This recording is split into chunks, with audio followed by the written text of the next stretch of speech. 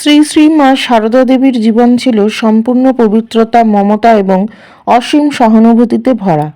তার খাদ্যাভ্যাসও ঠিক জীবনের মতোই ছিল সরল, স্বল্প আর স্নেহময়। মায়ের প্রতিদিনের খাবার ছিল অত্যন্ত অল্প, সামান্য ভাত, একটু ডাল বা শাক আর মাঝে মাঝে অল্প দুধ। এইটুকুই তার জন্য যথেষ্ট ছিল। তিনি নিজের জন্য কখনো বিশেষ কিছু চাইতেন না। তিনি বলতেন, আমি তো দেহজীবী নই, শরীরটাকে চালিয়ে নিতে যতটুকু দরকার ততটুকুই খাই। তার শরীর যেন শুধু ভক্তদের সেবা ও ঈশ্বর ভাবনার জন্য তৈরি ছিল। মায়ের রান্নাঘর ছিল সত্যিকারের তীর্থক্ষেত্রের মতন। তিনি সবকিছু নিজ হাতে পরিষ্কার করতেন, চুলা, বাসন আর রান্নার স্থান।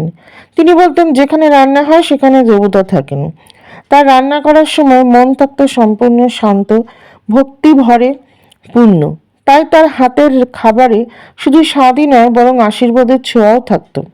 ভক্তরা যখন বাড়িতে আসতেন, মা তাদের জন্য ভোরবেলায় উঠে রান্না করতেন। মা সারাদিন ভক্তদের খাইয়ে শেষে নিজের জন্য একটু ভাত, নুন আর লঙ্কা নিয়ে বসেছেন। এমন দিনও গেছে। তার এই নিঃস্বার্থ ভালোবাসা সকলকে অভিভূত করত। মায়ের খাদ্যাভ্যাস আমাদের শেখায় শরীরকে সংযমে রাখা, পবিত্রভাবে রান্না করা আর খাবারকে ঈশ্বরের দান হিসেবে গ্রহণ করা। তার জীবন প্রমাণ করে সরলতা, পবিত্রতা আর ভালোবাসাই মানুষের প্রকৃত শক্তি। তার কাছে খাবার ছিল ঈশ্বরের দান, তাই কোনোদিন তিনি খাবার অপচয় করেননি বা যেদিন পেতেন না তা অভিযোগও করেননি। অভাবের দিনে তিনি সিদ্ধ শাক বা একমুঠো ভাতেই সন্তুষ্ট থাকতেন। তিনি বলতেন, যে যেমন খাওয়াবে আমি তেমনই খাবো। কিন্তু নিজের জন্য তিনি কখনোই কিছু চাইতেন না। জীবনের একটা বড় অংশই তার গেছে রান্না, ভক্তদের খাওয়ানো আর নিজের অল্প আহারের মধ্যে দিয়ে।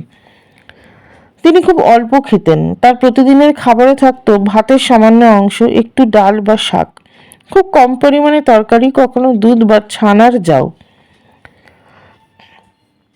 ভক্তদের জন্য ভোরে উঠে রান্না করতেন, তাদের পছন্দ মতন খাওয়াতেন ও নিজে দাঁড়িয়ে পরিবেশন করতেন। তিনি বারবার বলেছেন, যে এসে আমার কাছে খায় তাকে আমি সন্তান বলে মানি।